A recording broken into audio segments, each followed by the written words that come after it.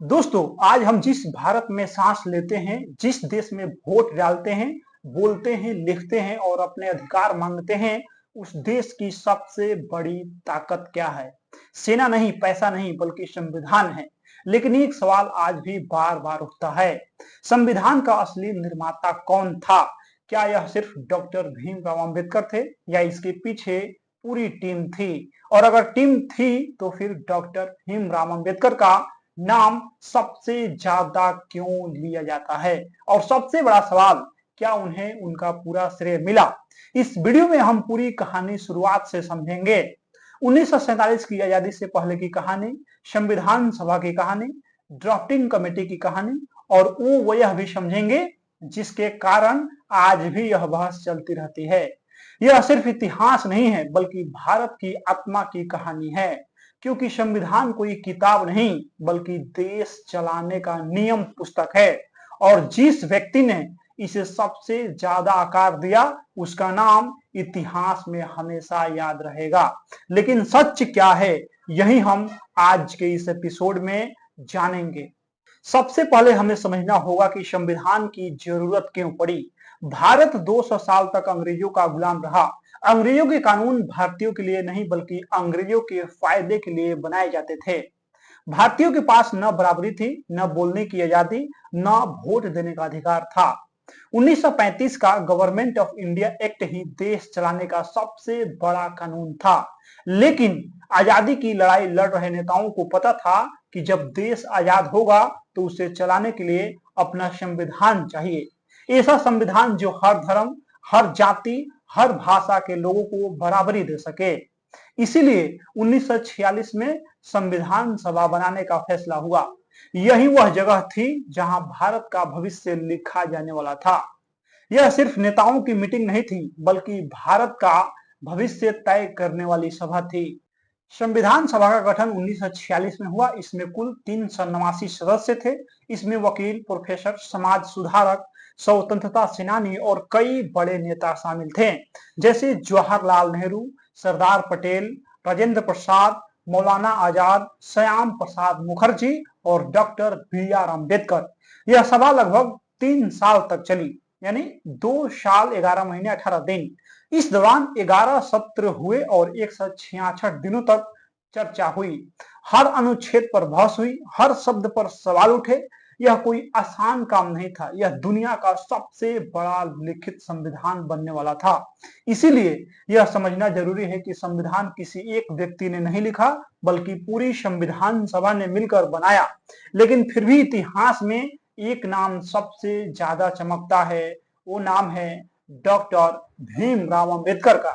अब सवाल आता है, अगर संविधान सभा में इतने बड़े बड़े नेता थे तो अंबेडकर ही क्यों सबसे ज्यादा प्रसिद्ध हुए? इसका जवाब हमें ड्राफ्टिंग कमेटी में मिलता है। 29 अगस्त 1947 को संविधान का मसौदा तैयार करने के लिए 7 लोगों की एक कमेटी बनाई गई। इसे कहा गया ड्राफ्टिंग कमेटी। इसके अध्यक्ष बनाए गए डॉक्टर भीमराव अंबेडकर। यही वह पल था जिसने इतिहास बदल दिया, क्योंकि अब संविधान को लिखने और अंतिम रूप देने की जिम्मेदारी इस कमेटी पर थी। यानी जो भी बहस संविधान सभा में होती थी, उसे कानूनी भाषा में बदलकर संविधान बनाना इस कमेटी का काम था।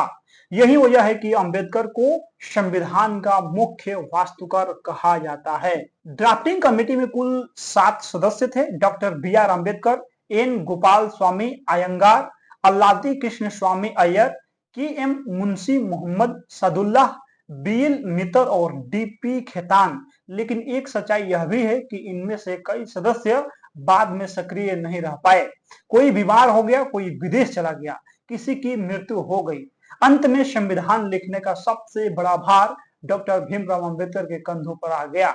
संविधान सभा के सदस्य टी.टी. कृष्णमाचारी ने खुद कहा था कि ड्राफ्टिंग कमेटी के ज्यादातर सदस्य अनुपस्थित रहे और सारा काम अंबेडकर पर आ गया। यह बयान संविधान सभा की बहसों में दर्ज है। यही वह प्रमाण है जो बताता है कि अंबेडकर ने असाधारण मेहनत किया था। डॉक्टर भीमराव अंबेडकर सिर्फ कमेटी के अध्यक्ष नहीं थे, वे एक महान कानून विशेषज्ञ थे। उन्होंने कोलंबिया यूनिवर्सिटी और लंदन स्कूल ऑफ इकोनॉमिक्स से पढ़ाई की थी। वे दुनिया के संविधान पढ़ चुके थे। America, Britain, France, Ireland, Canada, Australia. इसीलिए भारतीय संविधान में दुनिया के कई अच्छे प्रावधान शामिल किए गए, जैसे मौलिक अधिकार यूएसए से प्रेरित है, ये संसदीय प्रणाली ब्रिटेन से, नीति निर्देशक तत्व आयरलैंड से। अंबेडकर ने इन सबको भारतीय समाज के हिसाब से ढाला। उन्होंने कहा था कि संविधान कितना भी अच्छा हो, अगर उसे चलाने वाले लोग अच्छे नहीं होंगे तो संविधान भी बेकार हो जाएगा। यह उनका फेमस कथन है। अब बात करते हैं उस सवाल की, अंबेडकर को पूरा श्रेय क्यों नहीं मिला। दरअसल संविधान एक सामूहिक काम था। नेहरू ने ऑब्जेक्टिव रिजोल्यूशन दिया जो संविधान की आत्मा बना। सरदार पटेल ने राज्यों को जोड़ने और प्रशासनिक ढांचा बनाने में बड़ी भूमिका निभाई। डॉक्टर राजेंद्र प्रसाद संविधान सभा के अध्यक्ष थे और पूरी प्रक्रिया को संभाला। इसीलिए कई इतिहासकार कहते हैं कि संविधान टीम वर्क था, लेकिन आम जनता के बीच एक ही नाम क्यों प्रसिद्ध हुआ, क्योंकि संविधान को अंतिम रूप देने और लिखने का काम डॉक्टर भीमराव अंबेडकर ने किया। लेकिन कहानी का दूसरा पहलू भी है। अंबेडकर उस समय कांग्रेस के बड़े नेता नहीं थे, वे दलितों की आवाज थे और कई बार कांग्रेस से असहमत रहते थे। उन्होंने जाति व्यवस्था और सामाजिक भेदभाव पर खुलकर हमला किया। इसीलिए राजनीति में उन्हें हमेशा पूरा समर्थन नहीं मिला। जब उन्हें ड्राफ्टिंग कमेटी का अध्यक्ष बनाया गया तब भी कई लोगों को आश्चर्य हुआ, लेकिन उनकी प्रतिभा इतनी मजबूत थी कि उन्हें नजरअंदाज करना संभव नहीं था। डॉक्टर भीमराव अंबेडकर का सबसे बड़ा योगदान था मौलिक अधिकार और समानता। उन्होंने संविधान में साफ लिखा, जाति, धर्म, लिंग के आधार पर भेदभाव नहीं होगा। छुआछूत को अपराध घोषित किया गया। यह भारतीय समाज में क्रांति जैसा फैसला था। हजारों साल से चल रही व्यवस्था को कानून के जरिए चुनौती दी गई। यही वजह है कि दलित और वंचित समाज उन्हें अपना मसीहा मानते हैं। संविधान बनाते समय सबसे ज्यादा बहस आरक्षण और समानता पर हुई। कई नेताओं को डर था कि इससे समाज में विवाद होगा, लेकिन डॉक्टर भीमराव अंबेडकर ने कहा, समानता का मतलब सिर्फ कानून में बराबरी नहीं बल्कि मौके की बराबरी भी है। यही सोच आरक्षण नीति की नींव बनी। यह सिर्फ नौकरी नहीं बल्कि सामाजिक न्याय का रास्ता था। 26 नवंबर 1949 को संविधान तैयार हो गया। संविधान सभा ने इसे अपनाया और 26 जनवरी 1950 को यह लागू हुआ। तो भारत एक गणतंत्र देश बन गया।